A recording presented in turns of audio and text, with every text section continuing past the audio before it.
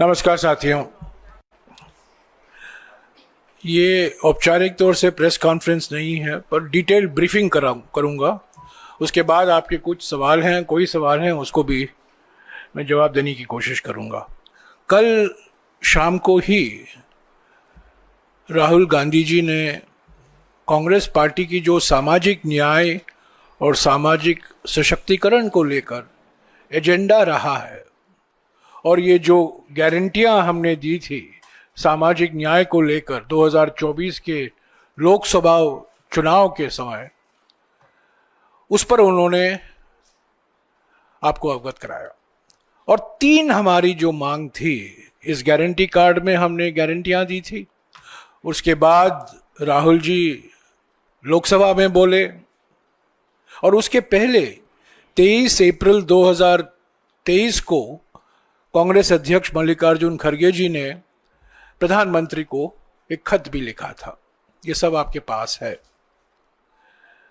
ये 3 मुख्य मांग कांग्रेस पार्टी की ओर से जो एजेंडा है सामाजिक न्याय को लेकर, हमारे अहमदाबाद प्रस्ताव जो पारित हुआ अहमदाबाद में 9 अप्रैल को। पहली मांग थी जाति जनगणना। दूसरी मांग थी कि जो 50% सीलिंग लगाया गया है आरक्षण को लेकर अनुसूचित जाति, अनुसूचित जनजाति और ओबीसी वर्गों के लिए, उसको हटाने की मांग थी संविधान संशोधन के द्वारा। और तीसरी मांग थी जो राहुल जी ने कल उसका जिक्र किया, जो अनुच्छेद 15(5) है हमारे संविधान में। अनुच्छेद 15(5) जो 2006 में शामिल किया गया था, उसको पूरी तरीके से लागू करने की मांग थी और उस पर मैं और जानकारी आपको दूंगा। तो ये 3 मांगे हैं। मैं शुरुआत करूंगा कि 24 दिसंबर 2019 को मैं क्रोनोलॉजी दूंगा और क्रोनोलॉजी समझने की जरूरत है। 24 दिसंबर 2019 को प्रधानमंत्री ने कैबिनेट बैठक की अध्यक्षता की और उस बैठक के बाद एक प्रेस नोट निकाला गया। इसकी कॉपी मैं आपको दे दूंगा, पर यह पीआईबी के वेबसाइट पर आपको मिल जाएगा आसानी से। 24 दिसंबर 2019 और शुरुआत में प्रेस रिलीज कहता है, the union cabinet chaired by the Prime Minister Shri Narendra Modi has approved the proposal for conducting Census of India 2021 at the cost of rupees 8,254 crores।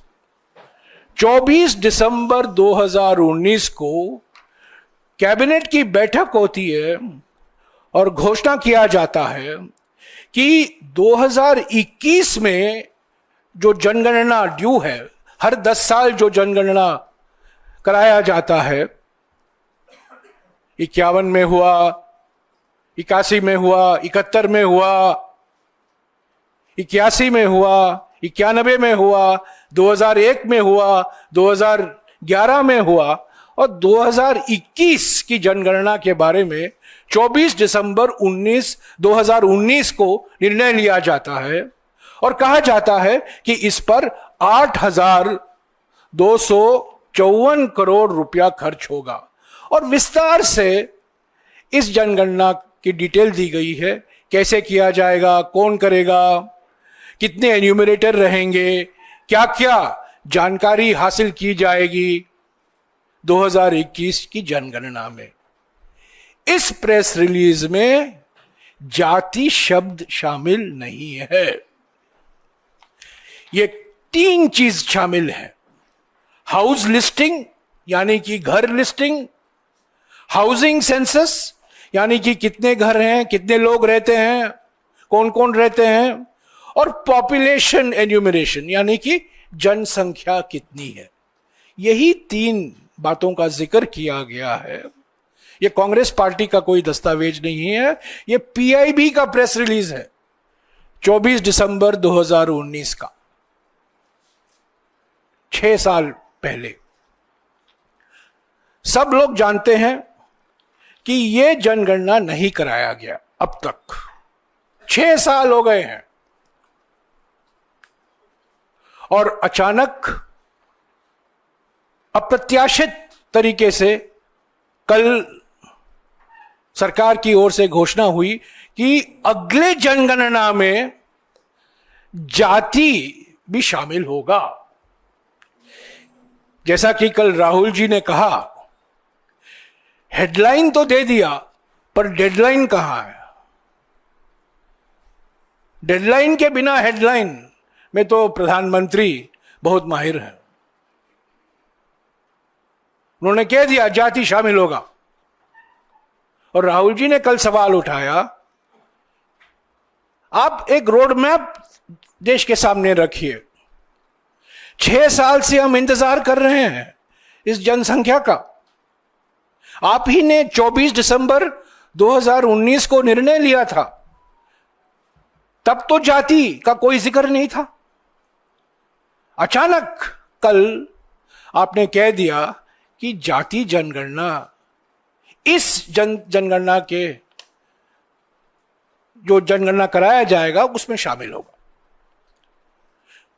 2025-26 में गृह मंत्रालय में जो सेंसस कमिश्नर का ऑफिस है, जो सेंसस कराता है, जो जनगणना कराने की जिम्मेदारी दी गई है, इस ऑफिस को 2025-26 के बजट में 575 करोड़ रुपया आवंटन हुआ है। 575 करोड़। और 24 दिसंबर 2019 को नरेंद्र मोदी की सरकार कहती है जनता को कि जनगणना कराने के लिए 8,254 करोड़ रुपए की जरूरत है। तो पहला सवाल यह है, 575 करोड़ में आप कौन सी जनसंख्या कराएंगे? जाति को छोड़िए, जो साधारण से जो आप करवाते हैं हर 10 साल, वो भी नहीं है। तो मंशा क्या है? मानसिकता क्या है? मकसद क्या है? हेडलाइन, कोई डिटेल नहीं, बजट में आवंटन नहीं। यह है हकीकत। 2019 का निर्णय जहां जाति शामिल नहीं है, और कल शाम का जो घोषणा हुई है वहां अचानक कहा गया है कि जाति भी गिनी जाएगी, जाति की संख्या भी गिनी जाएगी। राहुल जी ने कहा हम इसका स्वागत करते हैं, एक सही कदम है, पर कई सवाल खड़े होते हैं। मंशा के लेकर सवाल खड़े होते हैं। हेडलाइन तो मिल गया, पर डेडलाइन क्या है? कब कराएंगे? जनसंख्या आपको 2021 में कराना चाहिए था। आप बहाना देते हैं कोविड महामारी आ गई। कोविड महामारी के समय 50 से भी अधिक देशों ने जनसंख्या कराई, पर हमारे देश में जनसंख्या नहीं हुआ, सेंसस नहीं हुआ। कोविड महामारी 23 में नहीं था, 24 में नहीं था। 2-3 साल तो आप के पास थे जनसंख्या कराने के लिए, नहीं कराया। एक साल पहले, ठीक 1 साल पहले, जब प्रधानमंत्री हर एक टीवी चैनल को इंटरव्यू दे रहे थे, जब अपने आप को नॉन बायोलॉजिकल प्रधानमंत्री के रूप में पेश कर रहे थे, ये उन्हीं का शब्द है, मैं उनको याद दिलाना चाहता हूं। 28 अप्रैल को 2024 को वो कहते हैं कि जो लोग कास्ट सेंसस की बात करते हैं वो अर्बन नक्सल हैं। प्रधानमंत्री अर्बन नक्सल कब से बन गए? गृह मंत्री अर्बन नक्सल कब से बन गए? हम सोच रहे थे कि गृह मंत्री नक्सलवाद के खिलाफ ऑपरेशन कर रहे हैं सब जगह, गृह मंत्री भी अचानक अर्बन नक्सल बन गए, प्रधानमंत्री अर्बन नक्सल बन गए। ठीक 1 साल पहले एक चैनल के इंटरव्यू में, और ये सब हमारे कागजात नहीं है, ये सब सबको उपलब्ध है, जो कास्ट सेंसस की मांग कर रहे हैं उनकी विचारधारा, उनकी सोच अर्बन नक्सल की सोच है, प्रधानमंत्री ये कहते हैं। तो प्रधानमंत्री जी कल शाम को क्या हो गया? अर्बन नक्सल नहीं याद आया आपको? और आपने धूमधाम बड़े तरीके से ये कहा कि हम जाति जनगणना कराएंगे, और इसका श्रेय लेने में लगे हुए हैं सभी मंत्री और प्रधानमंत्री, गृह मंत्री, अलग अलग मंत्री, सरकार के प्रवक्ता। 11 साल से प्रधानमंत्री ने जाति जनगणना के बारे में चुप्पी नहीं तोड़ी। बार बार यह मांग की गई कांग्रेस पार्टी की नेताओं की ओर से, और भी पार्टियों ने मांग की कि जो जनगणना, जाति जनगणना 2011 में कराया गया था, और ये 2011 की जो रिपोर्ट है, रिपोर्ट नहीं, इस जो सवाल जवाब के रूप में जब मैं मंत्री था, ये आपको मिल गया है। ग्रामीण भारत में सामाजिक, आर्थिक एवं जाति आधारित जनगणना 2011, ये शहरी इलाकों में भी हुआ और ग्रामीण इलाकों में भी हुआ। और हमने मांग की 2014 से कि ये जाति जनगणना को लेकर जो जानकारी हासिल की गई थी इस जनगणना द्वारा, आप इसको प्रकाशित कीजिए। उस पर चुप्पी नहीं तोड़ी, कुछ नहीं कहा। कांग्रेस अध्यक्ष खुद राज्यसभा में उठाए, राहुल जी बार बार लोकसभा में उठाए, सभी मंत्रियों ने उनकी आलोचना की। पर कल एक नया चैप्टर खोला गया कि हम चाहते हैं कि जाति जनगणना हो, और ये प्रधानमंत्री की सोच से ये निर्णय लिया गया है। तो 11 साल आप चुप रहे, और अचानक अप्रत्याशित तरीके से आपने ये निर्णय लिया, हेडलाइन बनाया, जब सारा देश शोक मना रहा है पहलगाम आतंकवादी हमले को लेकर। उस बीच आपने ये कह दिया कि जाति जनगणना कराएंगे। तो मैंने आपको आवंटन के बारे में कह दिया है, प्रधानमंत्री की सोच क्या थी 1 साल पहले, उसकी जानकारी मैंने आपको दी है। और जो 11 साल से हम मांग कर रहे हैं, जाति जनगणना कराइए, इसकी भी जानकारी मैंने आपको दी है। 2011 की जनगणना के बारे में कल अश्विनी वैष्णव जी बहुत कुछ बोले।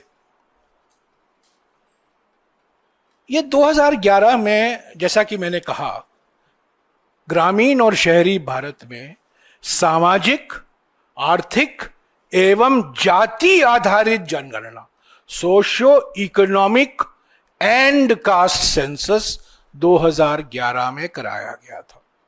करीब 25 करोड़ परिवारों से जानकारी हासिल की गई थी, जाति की जानकारी और सामाजिक और आर्थिक स्थिति की जानकारी।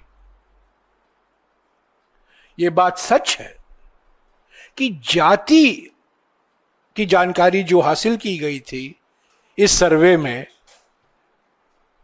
वो प्रकाशित नहीं किया गया, क्योंकि उसमें कुछ खामियां, कई खामियां थी। 2012 में, 2013 में मैं खुद मंत्री था, और मैंने खूब कोशिश की राज्य सरकारों से मिलकर कि जो खामियां हमने पाई हर एक राज्य में, उसको हम कैसे सुधार सकें। बाद में इलेक्शन आया, मॉडल कोड ऑफ कॉन्डक्ट लगा, हम जानकारी प्रकाशित नहीं कर पाए, पर मुझे खुशी है कि ये जो जानकारी सामाजिक और आर्थिक स्थिति को लेकर जो जानकारी हासिल की गई थी इस सर्वेक्षण से, इस सर्वे से, वो आज भी मोदी सरकार उसका इस्तेमाल कर रही है। यानी कि जो पुराने जमाने में जो बीपीएल कहा जाता था, below the poverty line, BPL, वो बीपीएल नहीं है अभी ये सामाजिक और आर्थिक स्थिति की जानकारी, जो अभाव है, डिप्रीवेशन है, उसके आधार पर सारी सामाजिक कल्याण कार्यक्रम लागू होते हैं। और मोदी सरकार ने उसी जानकारी को इस्तेमाल किया। पर जाति को लेकर जो जानकारी हासिल की गई थी, जिसमें सुधार चल रहा था 2013 में खास तौर से, वो पूरा नहीं हो पाया चुनाव के पहले। अचानक सरकार ने उस पर रोक लगा दी और सरकार की ओर से यह कहा गया कि जाति जनगणना हम नहीं कराएंगे। अगर राज्यों को करना है करने दीजिए, पर हम नहीं करेंगे। साथियों, हमारे संविधान की 7वीं अनुसूची में, संविधान में जिम्मेदारी सेंसस कराने की केंद्र सरकार की होती है। यूनियन लिस्ट, यानी कि केंद्र सरकार की सूची में सेंसस शामिल है। पर क्योंकि सरकार नहीं करना चाहती थी, केंद्र सरकार नहीं करना चाहती थी, बिहार सरकार ने किया, तेलंगाना सरकार ने किया और पहले कर्नाटक सरकार ने भी किया था। तो अलग अलग राज्य करने लगे। पर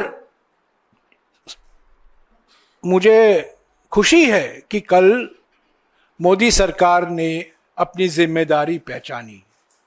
इस संविधान के अनुसार सेंसस कराना, जनगणना कराना, जाति जनगणना कराना केंद्र सरकार की जिम्मेदारी बनती है। तो ये रहा पहला मुद्दा, कास्ट सेंसस को लेकर। 8,200 करोड़ की मांग 2019 में अब 10,000 करोड़ रुपया होगा। मेरा अनुमान है 10,000 या 11,000 करोड़ रुपया जरूरत पड़ेगी। और उसकी तुलना में इस बजट में, इस साल के बजट में आपने 575 करोड़ रुपया का आवंटन किया है। तो उम्मीद करते हैं कि पार्लियामेंट को आए और जो आपको और धनराशि की जरूरत पड़ेगी वो पार्लियामेंट से अनुमति ले और जल्द से जल्द आप ये जनगणना शुरू कराइए। जनगणना करने में करीब 10 महीने लगते हैं, करीब 10 महीने। तो अगर आप नवंबर में भी शुरू करेंगे तो 10 महीने अनुमान लगा लीजिएगा, अगस्त तक आप खत्म कर पाओगे। जितना भी आप उसको तेजी से करो, 6-7 महीने तो लगेंगे ही। तो ये रहा कास्ट सेंसस को लेकर। मैं एक और बात कहना चाहता हूं कास्ट सेंसस के संदर्भ में। बाद में वो 50% और 15.5 के बात में मार करूंगा। हर एक जनगणना में 1951 से लेकर हर 10 साल जो जनगणना कराया गया था, उस जनगणना में अनुसूचित जाति और अनुसूचित जनजाति की जनसंख्या हासिल की जाती थी। हमारे देश में करीब 1250 अनुसूचित जाति हैं और करीब 750 अनुसूचित जनजाति हैं। करीब कि जैसा कि मैंने कहा, मानकर चलिए 1250 अनुसूचित जाति और मानकर चलिए 750 अनुसूचित जनजाति। इन सारी जातियों की जनसंख्या क्या है, वो 1951 की जनसंख्या से मिल रहा है। तो 2021 में अगर मोदी सरकार कराती, तब उसमें अनुसूचित जाति और अनुसूचित जनजाति की भी जनसंख्या आपको मिल जाता। तो एक्स्ट्रा क्या है कास्ट सेंसस में? एक्स्ट्रा ये है कि ओबीसी की जो जनसंख्या है, जो नहीं ली गई थी 1951 से, वो ली जाएगी। तो जनसंख्या में क्या डिस्ट्रीब्यूशन है, कितने अपर कास्ट हैं, कितने ओबीसी हैं, वो भी मिल जाएगा। ऐसे तो अनुसूचित जाति और अनुसूचित जनजाति की जनसंख्या आपको तो मिलेगी ही, पर एक्स्ट्रा आपको अतिरिक्त जानकारी क्या मिलेगी कि ओबीसी की जनसंख्या क्या है, और जो नॉन ओबीसी हैं, नॉन शेड्यूल्ड कास्ट है, नॉन शेड्यूल्ड ट्राइब है, उनकी भी जानकारी आपको मिलेगी। तो पूरी जानकारी, जैसा कि राहुल जी बार बार कहते थे, ये एक्सरे आपको मिल जाएगा। समाज में जाति आधारित जनगणना करेंगे तो आप जनगणना की डिस्ट्रीब्यूशन क्या है, अलग अलग जातियों की जनसंख्या क्या है, और क्यों हम ये जानकारी चाहते हैं? क्योंकि हमारे संविधान में आरक्षण जनसंख्या पर दिया जाता है। इसके बारे में मैं अभी बात करूंगा। तो दूसरी बात, ये 50% को लेकर बार बार मैं आज अखबार में पढ़ रहा हूं, बिहार के चुनाव के को मद्देनजर रखते हुए कल शाम को इन्होंने कास्ट सेंसस की घोषणा की है। मैं आपको बता दूं, बिहार में कास्ट सर्वे हो चुका है, नई बात नहीं होगी। बिहार में, तेलंगाना में हो चुका है, और बिहार में 65% रिजर्वेशन दिया गया है, और तेलंगाना में भी कास्ट सर्वे के मुताबिक रिजर्वेशन दिया जा रहा है। मुसीबत आती है कि सुप्रीम कोर्ट ने 1962 में पहली बार 28 सितंबर 1962 में एक मशहूर केस है, जो लोग पढ़ना चाहते हैं मैं वो जजमेंट आपको दिलवा दूंगा, MR. Balaji versus state of Mysore. MR. Balaji versus state of Mysore, supreme court में 28 सितंबर 1962। पहली बार सुप्रीम कोर्ट ने कहा कि 50% एक सीमा होनी चाहिए, आरक्षण 50% के ऊपर नहीं हो सकता। यह संविधान में कहीं नहीं लिखा है। बाबा साहब अंबेडकर ने कहीं नहीं कहा था, पटेल साहब ने कभी नहीं कहा था, हमारे संविधान के निर्माताओं ने कभी नहीं कहा था। 28 सितंबर 1962 को सुप्रीम कोर्ट तय करता है कि आरक्षण 50% के ऊपर नहीं जा सकता। MR. Balaji versus state of Mysore. उसके बाद कई निर्णय में यह दोहराया गया, और सबसे महत्वपूर्ण जो जजमेंट आया, ऐतिहासिक जजमेंट, जिसके वजह से मंडल कमीशन की सिफारिशें लागू हुई, नरसिम्हा जी की सरकार, जब नरसिम्हा जी प्रधानमंत्री थे और सीताराम केसरी जी समाज कल्याण मंत्री थे, 16 नवंबर 1992, 16 नवंबर 1992,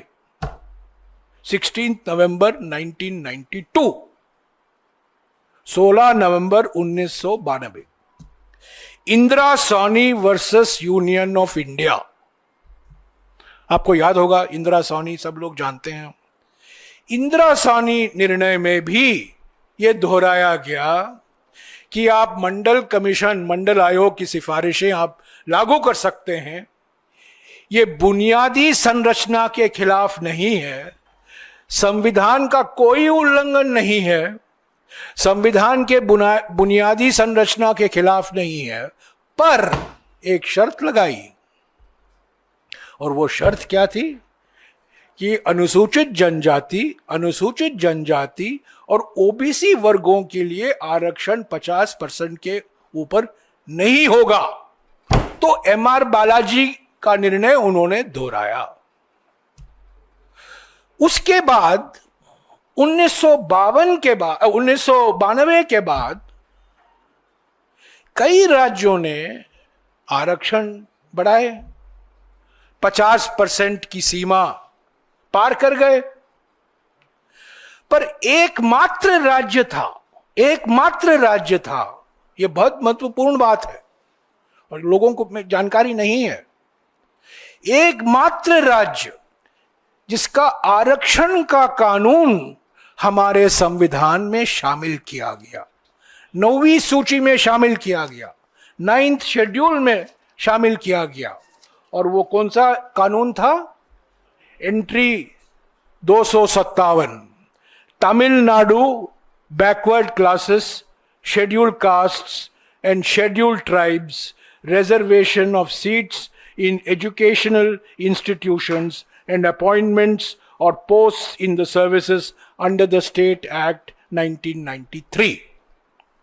नरसिम्हा राव जी की सरकार थी, कांग्रेस की सरकार थी।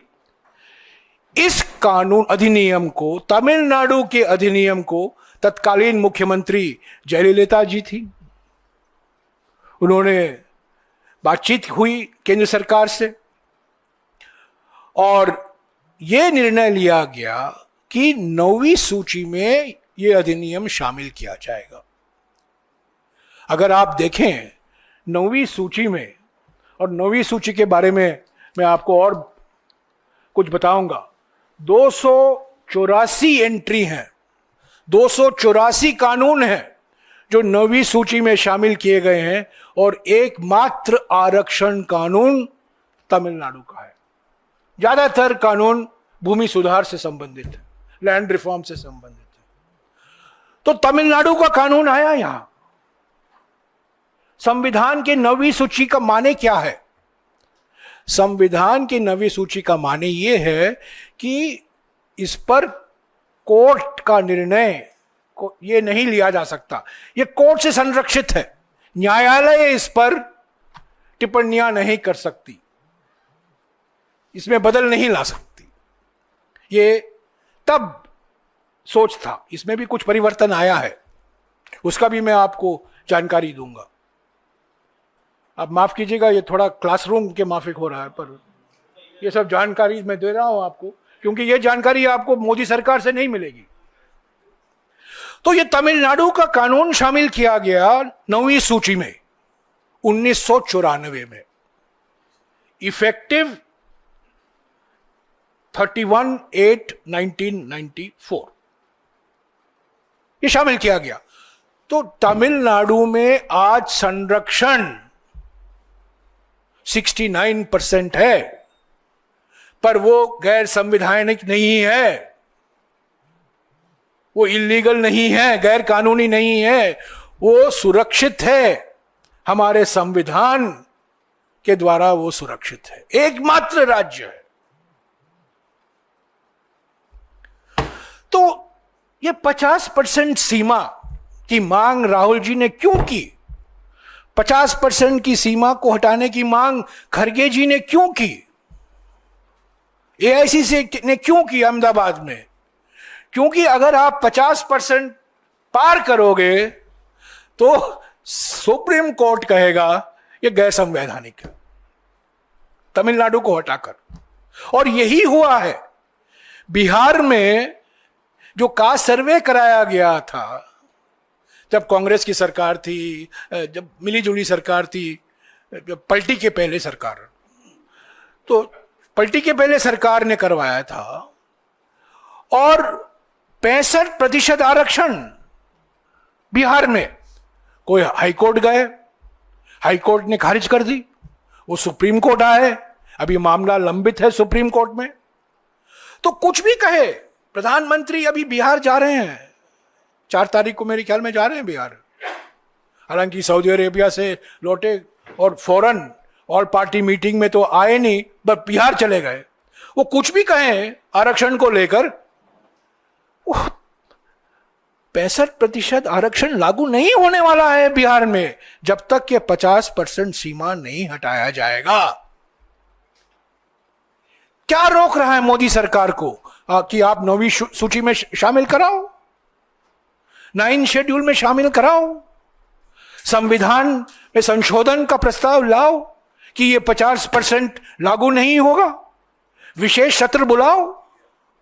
यही तो मांग कल राहुल जी ने कही कि जब तक संविधान में आप संशोधन नहीं करोगे तो एमआर बालाजी से लेकर इंदिरा सानी जजमेंट 1962 से लेकर 1992 तक 30 साल में 6-7 बड़े बड़े निर्णय आए हैं जहां 50% की सीमा को पार करने के लिए वो संविधान के उल्लंघन है, संविधान की बुनियादी संरचना के खिलाफ है। तो 50% की सीमा बहुत महत्वपूर्ण है महाराष्ट्र के लिए, हरियाणा के लिए, कर्नाटक के लिए, तेलंगाना के लिए, बिहार के लिए, गुजरात के लिए, कहीं भी। अब 50% किसको लागू होता है? अनुसूचित जाति, अनुसूचित जनजाति और ओबीसी वर्गों के। इकोनॉमिकली वीकर सेक्शन इस 50% में नहीं आते हैं, वो अलग है। ये 50% सिर्फ अनुसूचित जाति, अनुसूचित जनजाति और ओबीसी को लागू होता है। तो हमारी दूसरी मांग है, संविधान में संशोधन कराओ, 50% की सीमा हटाओ, तभी कास्ट सेंसस का कुछ मायने रखता है। कास्ट सेंसस क्यों करा रहे हैं? जनसंख्या की जानकारी आप हासिल करना चाहते हैं, और इसमें कोई राज नहीं है कि जब आप वो जनसंख्या की जानकारी आपको मिलेगी तो आपको पता चल जाएगा कि अनुसूचित जनजाति और ओबीसी वर्गों की जनसंख्या 50% से बहुत ज्यादा है। तो वो सीमा पार करना ही है। सिर्फ सेंसस कराने से कोई फायदा नहीं होगा, पहला कदम है, कराना चाहिए। एक्सरे पहले होता है, बाद में इलाज होता है। तो पहला इलाज है 50% सीमा। कैसे हटाएंगे आप? संविधान में संशोधन कराइए, संविधान में साफ लिखिए that schedule caste, schedule tribe, OBC वर्गों के लिए ये 50% सीमा लागू नहीं होगा। प्रधानमंत्री ने अभी 7 फरवरी को, 6 फरवरी 2025 को राज्यसभा में एक भाषण दिया। वो हर साल लोकसभा में एक बार ही बोलते हैं और राज्यसभा में एक बार बोलते हैं, बस। वो प्रेसिडेंट्स एड्रेस के जो मोशन ऑफ थैंक्स होता है तभी प्रधानमंत्री बोलते हैं, और तो बोलते ही नहीं और आते भी नहीं है। 6 फरवरी 2025 को प्रधानमंत्री ने कहा था, अरे हमारे पहले स्टॉप गैप प्रधानमंत्री, शब्दों का इस्तेमाल देखिए, स्टॉप गैप। जवाहरलाल नेहरू को स्टॉप गैप प्रधानमंत्री कहा था, यानी कि ये संविधान भी स्टॉप गैप है, डॉक्टर अंबेडकर भी स्टॉप गैप है, सरदार पटेल भी स्टॉप गैप है। उन्होंने कहा और मैंने आपत्ति जताई, पर चेयरमैन साहब ने मेरी बात मानी नहीं। मैंने कहा आप कैसे इनको स्टॉप गैप प्रधानमंत्री कह सकते हैं? और उन्होंने क्या कहा कि स्टॉप गैप प्रधानमंत्री ने संविधान का पहला संशोधन कराया 1951 में। इस संविधान का संशोधन क्यों कराया गया? प्रधानमंत्री बोलेंगे नहीं। मेरे पास ये जो संविधान का पहला संशोधन किया गया 1951 में, पहले एक सेलेक्ट कमिटी बिठाई गई थी। तब लोकसभा राज्यसभा नहीं था। कॉन्स्टिट्यूएंट असेंबली को आजादी के बाद प्रोविजनल पार्लियामेंट बनाया गया। राज्यसभा नहीं था 1951 में, उसका नाम लोकसभा नहीं था, प्रोविजनल पार्लियामेंट कहा जाता था। पार्लियामेंट कहा जाता था, कभी कभी प्रोविजनल पार्लियामेंट।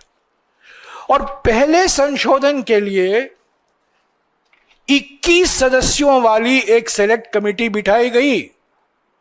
उस जमाने में विधेयक सेलेक्ट कमेटी को भेजा जाते थे, आजकल तो वो नहीं रहा। आजकल बिल आता है, उस पर चर्चा होती है और पारित हो जाता है, कमेटी में समीक्षा के लिए भेजा नहीं जाता। 21 सदस्यों की समिति बनी और ये रिपोर्ट मैं आपको दूंगा। मैंने पार्लियामेंट्री के लाइब्रेरी के आर्काइव से इसको ढूंढ निकाला है। सदस्यों के नाम देखिए, जवाहरलाल नेहरू प्रधानमंत्री, सी राजगोपालाचारी गृह मंत्री, बी आर अंबेडकर कानून मंत्री, Durgabai Deshmukh, H N Kunzru, M Gautam, Shyama Prasad Mukherjee जो 2 साल बाद जनसंघ स्थापित करते हैं, उसके बारे में मैं उल्लेख करूंगा। और कई कई कई लोग हैं कि हनुमंतैया, नजीरुद्दीन अहमद, राज बहादुर, देवकांत बरुआ जो आगे बढ़कर कांग्रेस अध्यक्ष बने।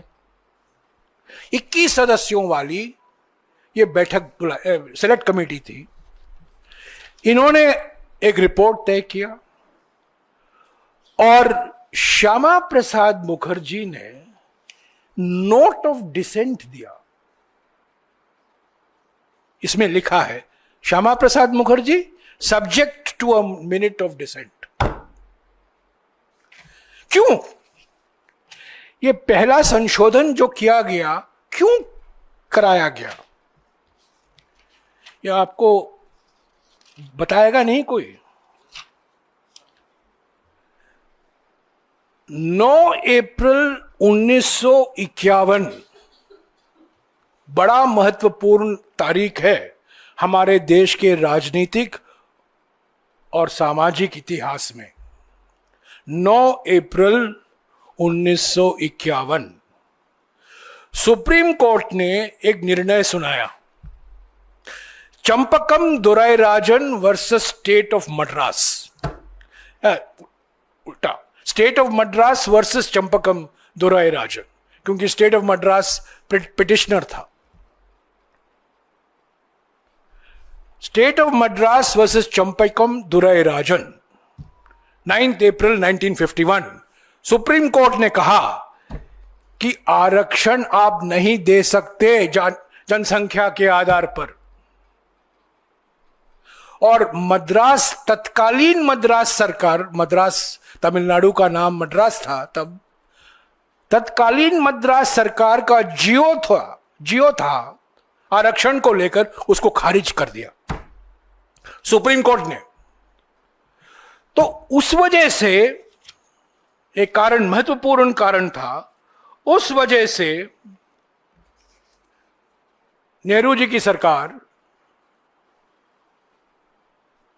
जिसमें राजगोपालाचारी जी गृह मंत्री थे, क्योंकि सरदार पटेल का देहांत हो गया था दिसंबर 1950 में, और यह सुप्रीम कोर्ट का जजमेंट 9 अप्रैल 1951 का।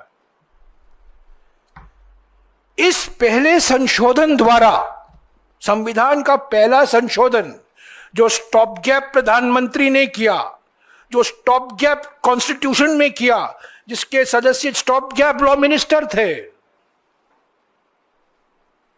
ये सब प्रधानमंत्री की भाषा है। ये पहला संशोधन क्या करता है? पहला संशोधन अनुच्छेद 15(4) आर्टिकल 15(4) शामिल करता है इस संशोधन में। यानी कि जब यह संशोधन अपनाया गया था 24 नवंबर 1949 को, जिसके वजह से हम 26 नवंबर को संविधान दिवस मनाते हैं, उस संविधान में आर्टिकल 15(4) शामिल नहीं था। यह आर्टिकल 15(4) आया 1951 में। और यह आर्टिकल 15(4) कहता क्या है, मैं पढ़कर सुनाता हूं आपको। Nothing in this article shall prevent the state from making any special provision for the advancement of any socially and educationally backward classes of citizens or for scheduled castes and scheduled tribes. यानी कि अनुच्छेद 15(4) केंद्र सरकारों को, और इस संदर्भ में केंद्र सरकार ही सरकार है, पूरा अधिकार देता है, हक देता है कि आप अनुसूचित जाति, अनुसूचित जनजाति और ओबीसी वर्गों के लिए आप आरक्षण दे सकते हैं। ये नहीं था जो संविधान अपनाया गया था 26 नवंबर को, उसमें नहीं था। इसीलिए 9 अप्रैल 1951 में सुप्रीम कोर्ट ने उसको खारिज कर दिया था, जीओ गवर्नमेंट ऑर्डर को। तो ये पहला संशोधन जो हुआ 1951 में, जिसकी आलोचना 6 फरवरी 2025 को हमारे प्रधानमंत्री ने की, इसका एक मकसद था कि आरक्षण को आप सुरक्षित रखो। और minute of decent Shyama Prasad Mukherjee का था। ये मैं आप लाइब्रेरी से मैं ढूंढ निकाला हूं, मैं आपको दे दूंगा। तो ये 15(4) का था, ये आरक्षण का इतिहास है। तो 50% सीमा की आप जान गए होंगे इसका महत्व क्या है।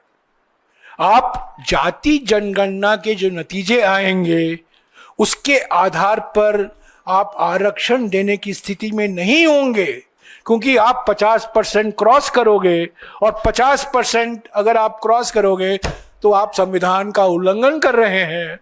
सुप्रीम कोर्ट यही कहेगा।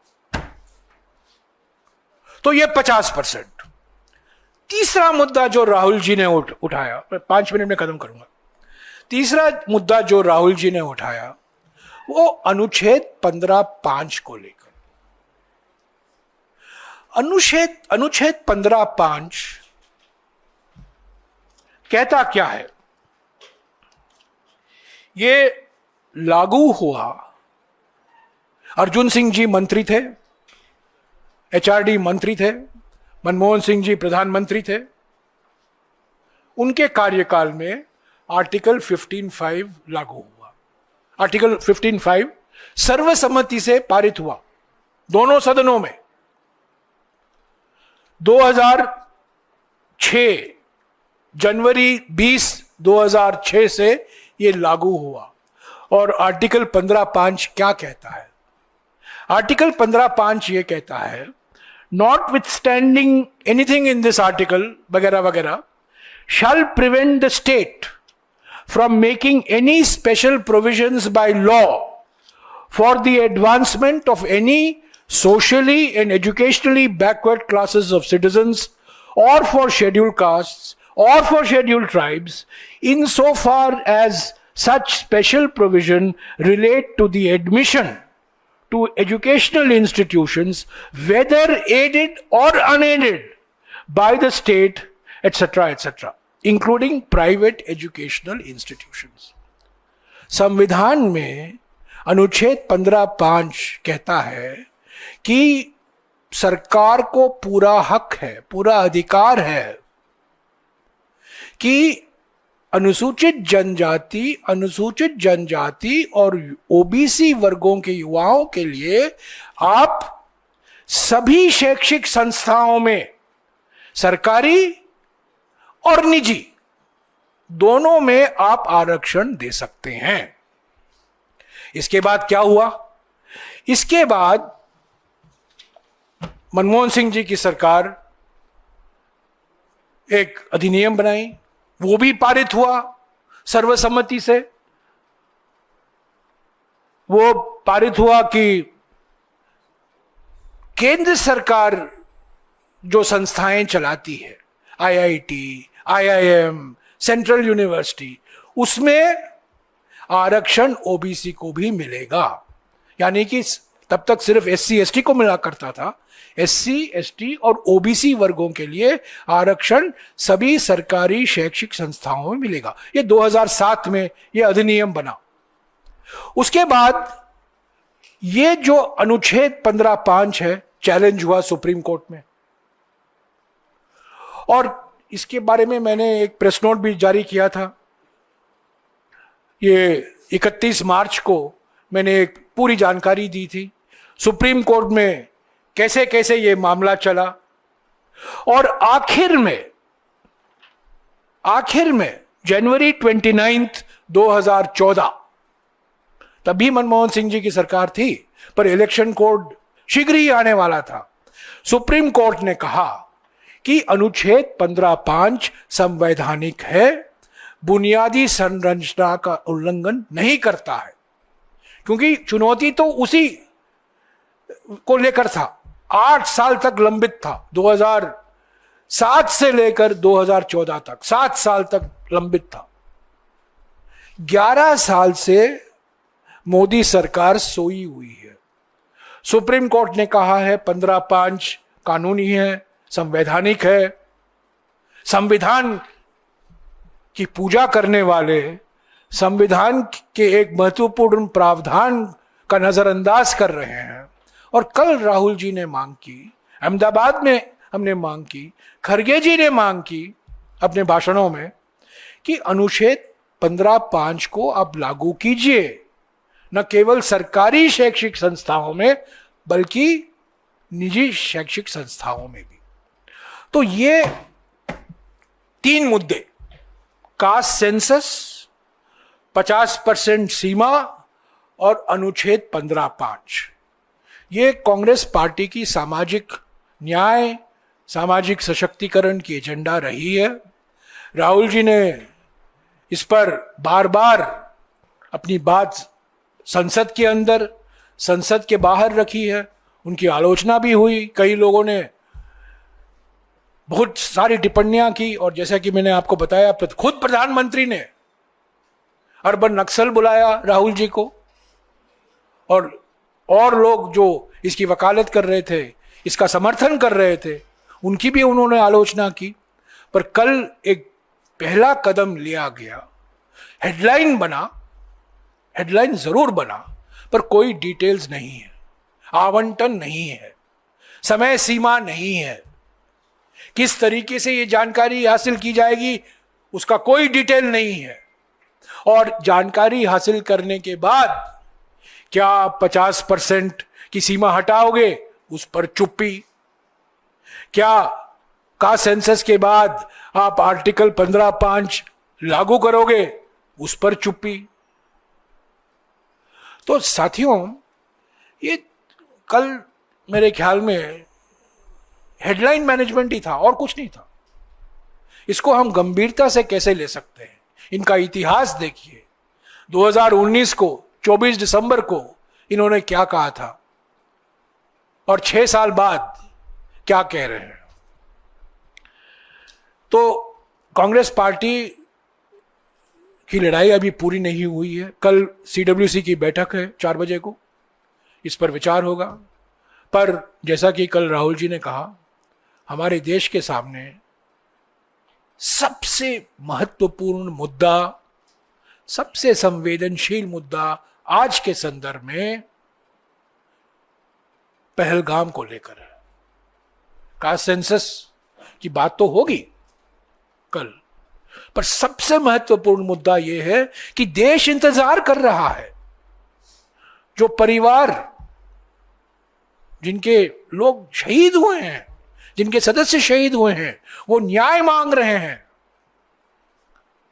और प्रधानमंत्री यहां वहां जा रहे हैं, भाषण दे रहे हैं, चुनावी भाषण दे रहे हैं, उद्घाटन कर रहे हैं, हेडलाइन मैन्युफैक्चर कर रहे हैं। तो इस पर भी कल चर्चा होगी। इसको हमें आगे ले चलना है।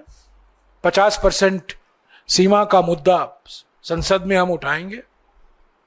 जब हमने एक विशेष सत्र की मांग भी की है, पर वो विशेष सत्र हमने सिर्फ पहलगाम तक ही सीमित रखा है।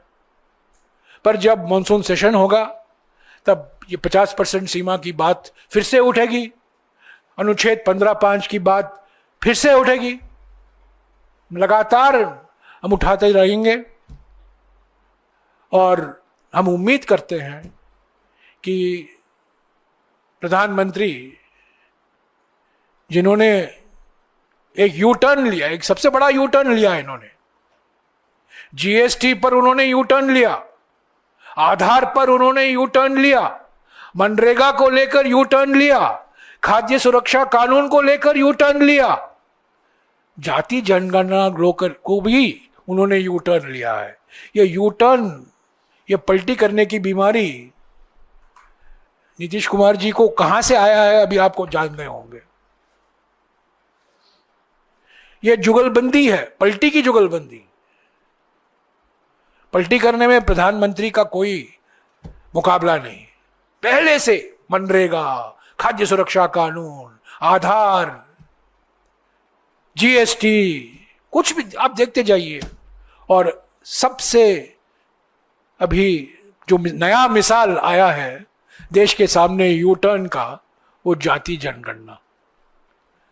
तो उम्मीद करते हैं कि जो कल राहुल जी ने मांग की, आप डिटेल बताइए। और एक चीज कल राहुल जी ने बहुत महत्वपूर्ण बात की कि राज्य सरकारों से भी बातचीत कीजिए, क्योंकि ये राज्य सरकार ही लागू कर पाएंगे। ये एन्यूमरेटर जो होते हैं, 30 लाख लोग ये जानकारी हासिल करने में लागू होंगे। 30 लाख ये लोग टीचर लोग, अध्यापक हैं, स्टेट गवर्नमेंट एम्प्लॉइज हैं। तो आपको राज्यों से संपर्क में रहना होगा, राज्यों के साथ आपकी बातचीत होनी होगी। सिर्फ प्रवचन देने से ये नहीं होगा, आपको राज्यों को पूरा सहयोग आपको मिलना चाहिए। सभी राज्यों को बुलाइए, मुख्यमंत्रियों को बुलाइए, बैठक कराइए और ये आश्वासन दीजिए देश को कि आप अगले 10 महीने के अंदर ये जनगणना और खास तौर से जाति जनगणना जो पहली बार हो रहा है, आप इसको पूरा करेंगे। और इसका जो असर होगा वो कदम आप लेंगे अभी से, यानी कि वो 50% सीमा हटाने के लिए और 15/5 को निजी संस्थाओं में लागू करने के लिए। शुक्रिया। हाँ जी, एक एक करके। हाँ, Smita Sharma here. Just two quick questions. One is, was there any significant difference in the Telangana Karnataka models because Karnataka census report took more than a decade, of course, to be tabled? Do you also perhaps see some sort of an electoral pushback or a blowback in terms of communities for the stand taken? And in terms of your request for the special session for Parliament on Pahalgam, do you see that happening at all? Have you heard back from the government in terms of a response? well, we have made a request for an all-party meeting. That was agreed. Within 2 days it was called. Prime Minister had the time to go to Bihar. He didn't have the time to come for the all-party meeting. But nevertheless, the meeting took place. Congress President and Rahul ji raised concerns, but most importantly, extended full unstinted support to the government to this terror attack, which in the words of the CWC resolution was masterminded by Pakistan. We are very clear. It was इसके सूत्रधार पाकिस्तान है, इसमें कोई संकोच नहीं है हमें बोलने की, और ये हमारे रेजोल्यूशन में भी हमने कहा। तो उसके बाद आफ्टर दैट राहुल जी, खड़गे जी both wrote to the Prime Minister asking for an all-party meeting. We have not heard, frankly, anything from the government. We did what we thought was in the public interest. We should have a special session on 22nd of February 1994.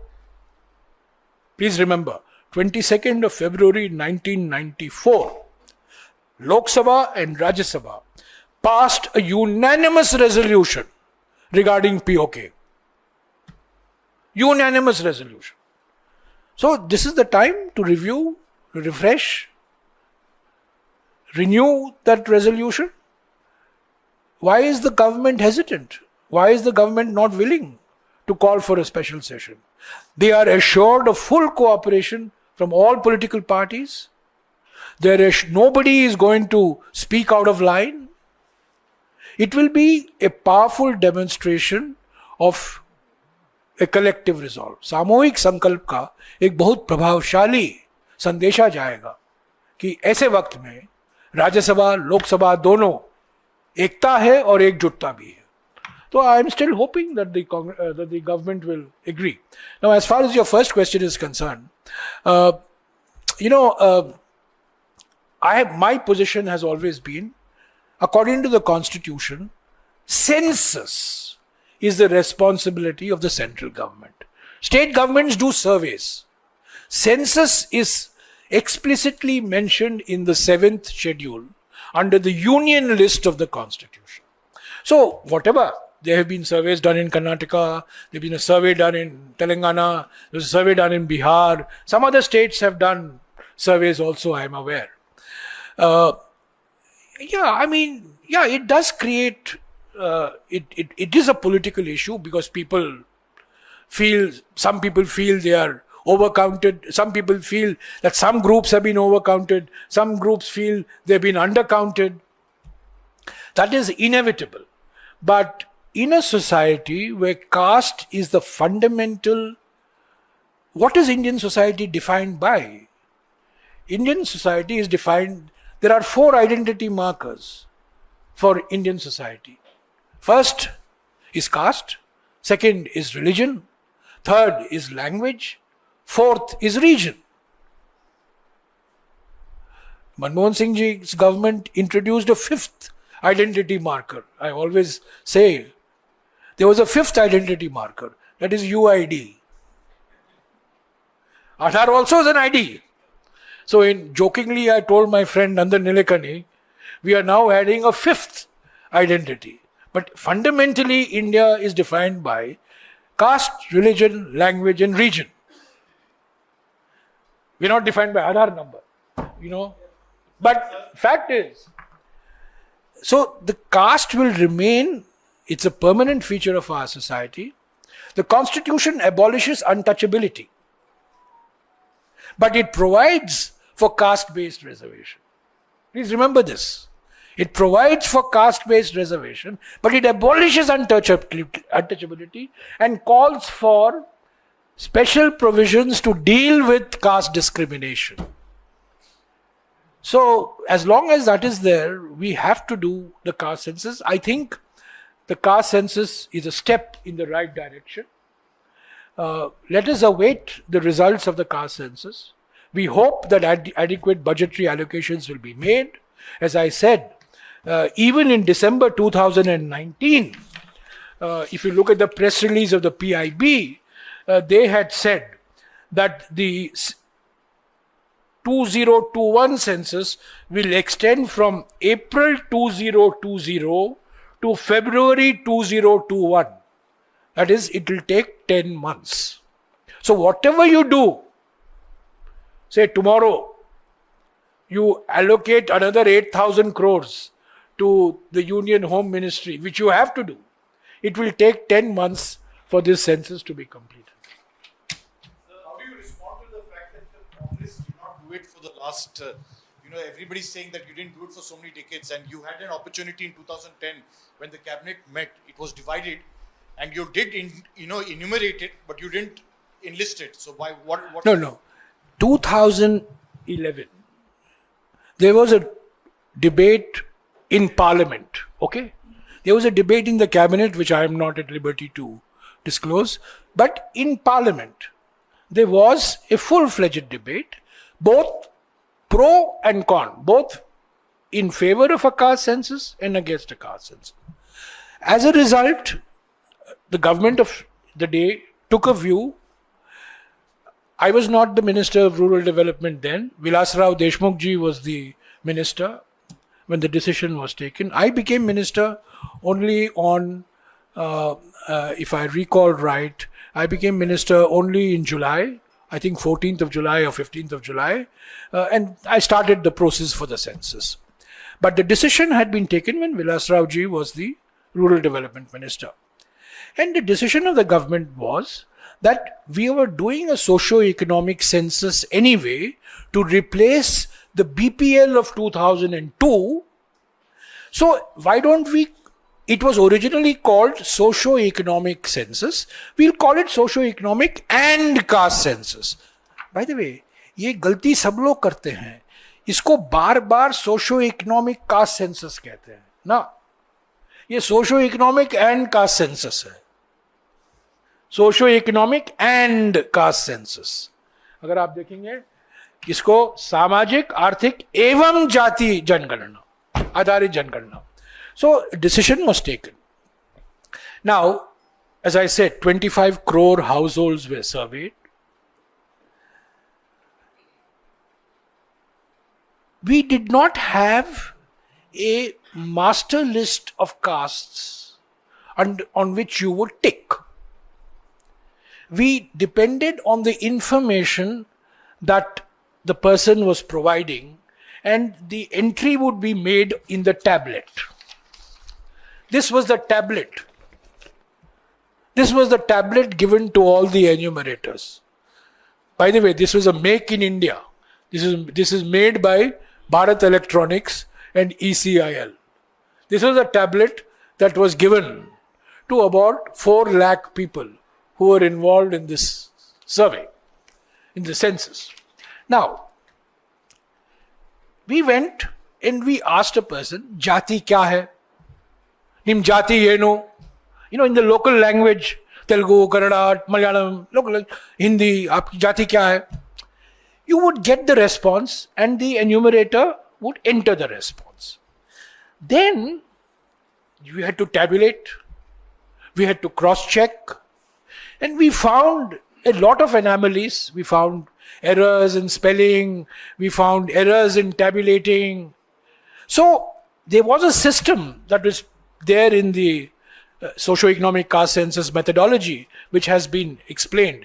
Incidentally, this was circulated to all MPs in simple language, explaining how this socio-economic caste census was done. Now, we were able to get a first cut of the caste data sometime in the first half of 2012. Okay? From then on, the process of cleaning the data started. There were problems in socio-economic data. There was also a problem in the caste data. It took almost a year and a half. By end of 2013, we were in a position, I think, to say with 75% reliability or 80% reliability. Now, what happened in Bihar and Telangana? Learning from that experience, they went with a master list, enumerating list. So, the socio-economic caste census, remember, in 2011, was the first time caste data was being canvassed. First time. The first time it was, last time it had been cancelled, was it 1931? It was also canvassed in 1941, but in 1941 was not published because of the war. In 1931 it was canvassed, but much water has flown since 1931. No, we could not publish. In my view, when the new publishing in 2014 was out of the question because the code of conduct was coming into play in February. If the Modi government was serious, they could have cleaned up that data of the SECC 2011 and published that data at the end of 2014. However, they didn't do that. And if they felt that the caste data was not reliable, they could have done a fresh socio-economic caste census. No. What they did, they took the socio-economic data. Even today, many government programs of the Modi government are dependent on the socio-economic deprivations data collected from this census. So they took the socio-economic deprivations, जो सामाजिक और आर्थिक अभाव की जानकारी थी, उसको उन्होंने अपनाया, पर जाति की जानकारी नहीं अपनाई. And the reason for that is very simple. Mr. Modi and the RSS have been dead against a caste census from day one. The RSS has been against a caste census. Mr. Modi has been against a caste census. And that's why yesterday Mr. Rahul Gandhi said it was a sudden development. It was sudden, unexpected. And the reason is very simple, as I told you. I mean, look at the slogans that were done in Maharashtra election campaign 1 year ago. Ek hain to, I mean, you know what, you remember that. So I don't want to repeat it, but I have told you exactly what Prime Minister said in 2014. PM Modi says Congress pitch for caste census is an urban Naxal thought. So that's my argument, you know, that's my argument, is I'm trying to be as open and with the information as possible. Sir. And I would urge you, those of you who are interested, one of the few websites of the UPA time that has survived is the SECC website. You please go to secc.gov.in and you will find this also there. Okay, you'll find a lot of information. Sir. But I would request you to read this because this explains in very simple. कल आपको मिल गई होगी. कल मैंने सबको भेजा था. It explains in very simple language what this caste census, how this caste census was conducted. Sir. But let me also reiterate, there were different points of view on doing a caste census. But over a period of time, Mr. Rahul Gandhi has built a consensus in the Congress party. It's not been easy. It's taken him almost over 5 years. And I think in this he has been helped enormously by the fact that the Congress president himself has been a votary for the last 50 years. So we had a special CWC session on the caste census. We have had numerous resolutions on the caste census. No, there are problems. It's not easy. It's not easy. No, it's not easy. We have to manage it. We have to educate it. एक minute. We have to educate, we have to manage, we have to persuade. No doubt about it. Sir मेरा सवाल ये है, आपने RSS का जिक्र किया.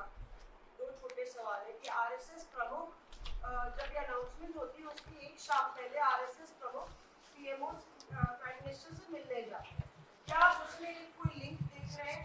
और जिस तरह से सीसीएस, सीसीपीए और तमाम कैबिनेट की बैठकों के बीच में ये अनाउंसमेंट हो जाती है पहलगाम की पूरे आतंकी हमले के बीच, इसके पीछे क्या मंशा आप देख रहे हैं? और दूसरी बात, कल राहुल गांधी बार बार बिहार के सेंसस का जिक्र कर रहे थे कि तेलंगाना का सही है, बिहार का गलत हुआ है. तो वो गलत सेंसस क्या आरजेडी भी इसको मानती है और क्या वाकई में बिहार का कास्ट सर्वे जो है वो गलत हुआ है? नहीं, देखिए तेलंगाना, पहला सवाल जब मुझे भी जानकारी मिली कि मोहन भागवत जी प्रधानमंत्री से मिल रहे हैं, मैं भी इस सोच में था कि पहलगाम को लेकर मिल रहे हैं. जब सीसीएस की बैठक होती है, सीसीपीए की बैठक होती है, मेरी भी ये सोच थी कि ये सब पहलगाम को लेकर है और कुछ ना कुछ एक्शन होगा, क्योंकि देश इंतजार कर रहा है एक्शन का. और प्रधानमंत्री ने बिहार में कहा है, और वो भी अंग्रेजी भाषा में कहा है, हिंदी में नहीं कहा, उन्होंने अंग्रेजी में कहा. अचानक we will identify, trace and तीसरा शब्द का भी इस्तेमाल किया उन्होंने, पनिश, परस्यू. हम पहचानेंगे, पता करेंगे और उनके पीछे जाएंगे, उनको मारेंगे. वही तो कहा बिहार में. तो मैं ये सोच रहा था कि मोहन भागवत का मिलना, सीसीसीएस का होना, सीसीपीए का होना, ये सब पहलगाम के संदर्भ में मेरी कोई उम्मीद नहीं थी. मेरे लिए ये बिल्कुल अप्रत्याशित था. मैं सब सोच भी नहीं सकता था कि ये लोग ये करेंगे. तो इसीलिए मेरे मन में ये शक होता है कि ये हेडलाइन मैनेजमेंट है. सर, बिल्कुल हेडलाइन मैनेजमेंट है, डाइवर्जनरी टैक्टिक है बस. सर 2 सवाल है जयराम सर, 2 सवाल है. एक मिनट, 2 सवाल है सर. दूसरा देखिए, बिहार में सर्वे हुआ, तेलंगाना में सर्वे हुआ.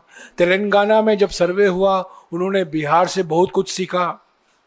बिहार में जिस तरीके से हुआ, तेलंगाना में जो सबक उन्होंने सीखे उसमें वो शामिल किए गए उस मेथडोलॉजी में. तो हमेशा जब किया जाता है, पहली बार हो रहा है ना, जैसा बिहार में किया गया, वो एसईसीसी 2011 से उन्होंने सीखा.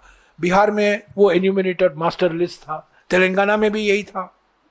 तो मैं ये नहीं, कोई सर्वे जो होता है हमेशा कोई कुछ सवाल उठाए जाते हैं, इसमें ये खामियां हैं, ये सही नहीं है, वो सही नहीं है, ये मेथोडोलॉजी में सुधार हो सकता था। तो इसलिए हमेशा हमेशा अहमदाबाद में भी हमने ये कहा है, अगर आप हमारे अहमदाबाद प्रस्ताव पढ़ेंगे तो आप देखेंगे उसमें हमने कहा है कि इसलिए केंद्र सरकार को सेंसस कराना अनिवार्य है। जब सेंसस कमिश्नर रजिस्ट्रार जनरल कराता है उस पर सवाल नहीं उठते हैं, लोग सवाल नहीं करते हैं। क्या किसी ने सवाल किया है कि आपने अनुसूचित जनजाति अनुसूचित जाति की संख्या आपने कम दिखाई है? नहीं, एक सिस्टम है, एक ऑफिस है, इसकी एक क्रेडिबिलिटी होती है। 1872 से हम सेंसस करा रहे हैं, और पहला सेंसस 2021 का सेंसस जो है ये हमारे देश का 16वां सेंसस है। 16वां सेंसस। बहुत कम देश हैं जहां सेंसस का अनुभव जितना हमारे देश में है, बहुत कम देशों में है। 1951 में पहला सेंसस हमने करवाया, सरदार पटेल गृह मंत्री थे। नहीं, मैं सेंसस की बात कर रहा हूं, सेंसस कराना। और 1991 के सेंसस से लेकर हर एक सेंसस में हर 10 साल अनुसूचित जनजाति की जनसंख्या ली जाती है। मैंने आपको कहा 1200 से ज्यादा अनुसूचित जातियां हैं, 750 से ज्यादा अनुसूचित जनजातियां हैं, उनकी जानकारी लेना। नई बात 1994 के बाद जो है ओबीसी की संख्या आती है।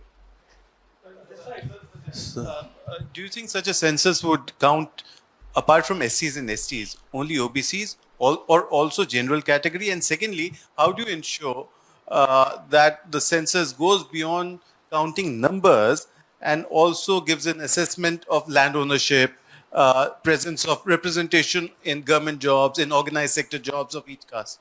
See, as of now, the press release of December 19th, 2019, all it says, give me a minute, I'll just read out for you.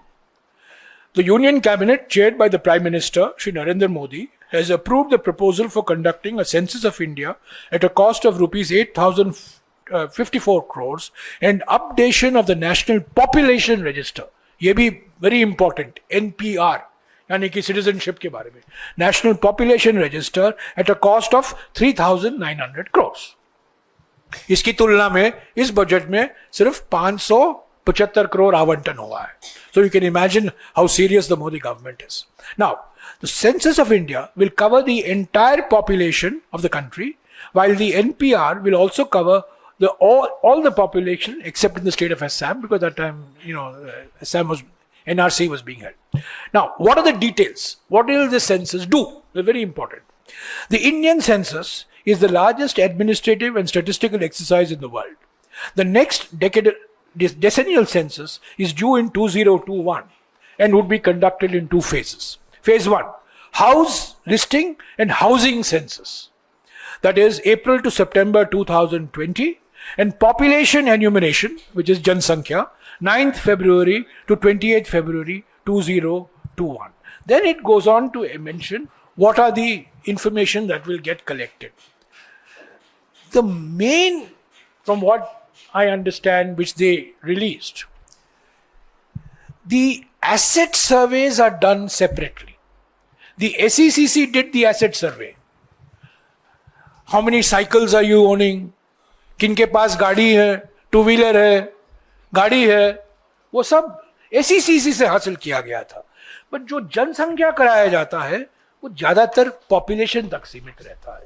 तो asset distribution I am not so sure that they are going to include in the जनसंख्या. See, क्या आता है इस जनसंख्या से? Motorized 2-wheeler, 3-wheeler, 4-wheeler, fishing boat, mechanized 3-wheeler, 4-wheeler, agriculture equipment. क्या आपके पास किसान क्रेडिट कार्ड है कि नहीं? क्या आपके परिवार में कोई सदस्य सरकारी एम्प्लॉई है कि नहीं? क्या आपके परिवार में कोई नॉन एग्रीकल्चर में काम करता है कि नहीं? तो क्या आपके सदस्य परिवार के कोई सदस्य के 10,000 रुपया प्रति माह से ज्यादा आय है कि नहीं? देखिए, सो इन अ वे दिस एसईसी जो 2011 में पहली बार किया गया था, जिसकी आज आलोचना हो रही है, ये सारा जानकारी और ये सारी जानकारी सरकार इस्तेमाल कर रही है। सबसे बड़ी बात यह है कि सोशो इकोनॉमिक डेटा सरकार इस्तेमाल कर रही है, पर कास्ट डेटा वो इनकार कर दे रही है। या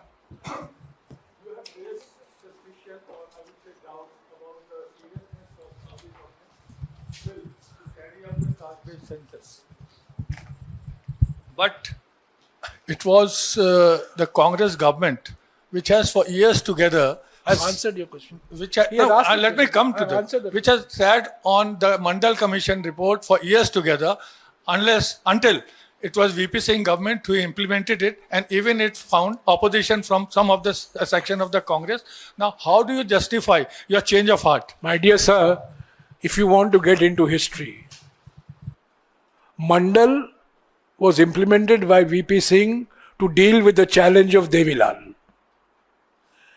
Kamandal started to deal with Mandal. Do you want lessons in history? I'll give you lessons in history. So this is not, I'm not getting into politics here. Fact is, Mandal Commission was submitted in 1980. VP Singh announced the implementation. It went to the Supreme Court. 1980. 1980. 1980. I don't play with facts. Okay. 1980. 1990, it was implemented by VP Singh because he saw a threat from Devilal. Then, when Mandal was implemented, BJP started Kamandal. Why are we getting into all this? Fact is, Mandal submitted a report. Fact is, it took 10 years to get implemented. Fact is, it went to Supreme Court. Fact is, from Supreme Court, no, whether we sat on it, where we kept the report, whether we discussed the report, I would request you to go through the archives. It is wrong to say that we sat on it. We couldn't sit on so many volumes of that report. We had a discussion on it. There was discussion. Arjun Singh implemented that Mahajan Commission report in Madhya Pradesh. Please remember this. Those who criticize the Congress government, please look at Arjun Singh's record as Chief Minister, who implemented the Backward Class Commission report. Who implemented the Backward Class Commission report in Gujarat when Madhav Singh Solanki was the Chief Minister. So, no, these are not his. The issue here is Mr. Modi. The issue is not Congress party. मैंने कल कहा है, BJP को तय करना है उनका निशाना कौन है? कांग्रेस पार्टी है या पहलगाम के आतंकवादी या पाकिस्तान? कांग्रेस को बार बार निशाना बनाया जा रहा है, पहलगाम को लेकर निशाना हम, ये मंडल और ये कास्ट सेंसस को लेकर निशाना हम। सवाल ये है कि एक साल पहले जिस व्यक्ति ने जाति जनगणना को अर्बन नक्सल सोच कहा था, अचानक उन्होंने अपना विचार कैसे बदला? बताएं। देश के नाम एक संदेश दें, देश के नाम संदेश देने में उनका कोई मुकाबला नहीं। उन बताएं देश को क्यों उन्होंने 11 साल तक इसका विरोध किया, चुप रहे और अचानक उन्होंने ये निर्णय लिया कि कास्ट सेंसस कराएंगे। बोलने दीजिए। इशू वो है, इशू ये नहीं है कि कांग्रेस क्या की, 10 साल बैठी रही, कुछ नहीं किया। बात यह है कि जब इंदिरा साहनी जजमेंट आया, नरसिम्हा राव जी प्रधानमंत्री थे, सीताराम केसरी जी समाज कल्याण मंत्री थे, वो लागू हुआ, रोजगार के लिए लागू हुआ और शिक्षित संस्थाओं में 2007 से लागू हुआ। सर, क्या एक बड़ा राजनीतिक मुद्दा कांग्रेस पार्टी से छीनना चाहती है? आपको लगता है इसलिए चुनाव किया करना? आज देश के सामने एक ही राजनीतिक मुद्दा है, आतंकवाद से हम कैसे लड़ें, पहलगाम के सूत्रधार को क्या जवाब दे, वो एकमात्र मुद्दा है, वही एक मुद्दा है। ये सब महत्वपूर्ण है, अपना इसका समय आएगा, 50%, 15.5, कास्ट सेंसस, ये सब चलता रहेगा। पर एक ही मुद्दा है आज कि पहलगाम से जो स्थिति उत्पन्न हुई है, पाकिस्तान को आप क्या जवाब देंगे, परिवारों को क्या न्याय दिलाएंगे, वही एक मुद्दा है। सर दो सवाल है। Lunch time. दो सवाल। एक ये कि आप जो कह रहे हैं कि जातिगत जनगणना के बाद 50% की सीलिंग टूटनी चाहिए, यानी जातिगत जनगणना के बाद जिसकी जितनी संख्या परसेंटेज में हो उसको उतना ही आरक्षण देगी कांग्रेस या सरकार से मांग करेगी, इस हिसाब से जिस धर्म का जितना प्रतिशत है उतना मिलना चाहिए। और दूसरा सवाल यह है कि तमिलनाडु का जिक्र कर रहे हैं आप, उस मॉडल को हिमाचल प्रदेश जैसे राज्य में कैसे लागू करेंगे? तमिलनाडु में 90% के आसपास ओबीसी SC ST हैं, हिमाचल प्रदेश में वो आबादी आधी से कम है। 69% तक संवैधानिक है, जो अधिनियम 9वीं सूची में है 69% का अधिनियम है। अगर आप हमारा गारंटी कार्ड देखेंगे, 2024 के लोकसभा चुनाव के समय निकाला गया था, हिस्सेदारी न्याय 5 न्याय थे, युवा न्याय, नारी न्याय, किसान न्याय, श्रमिक न्याय, आज श्रमिकों का दिन है, श्रमिक न्याय और हिस्सेदारी न्याय। और हमने क्या कहा है? आरक्षण का हक। यह आपके सवाल का जवाब है। संवैधानिक संशोधन द्वारा 50% सीमा हटाकर SC ST OBC को आरक्षण का पूरा हक हमने साफ लिखा है, यह हमारी गारंटी है। हाँ जी। Hi, sir. Anant Gupta from Scroll, sir. Jairam ji, yeah. या Anant Gupta from एक Scroll. पूछने last. Yeah. As you pointed out, sir, the BJP went into the last Lok Sabha election firmly contesting the idea of the caste census.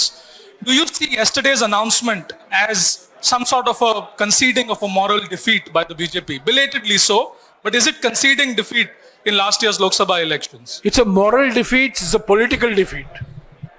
It's a huge political defeat, it's also a moral defeat. But I'm still unable to understand why the Prime Minister did what he did yesterday. It was sudden, it was unexpected. But it's a good first step forward.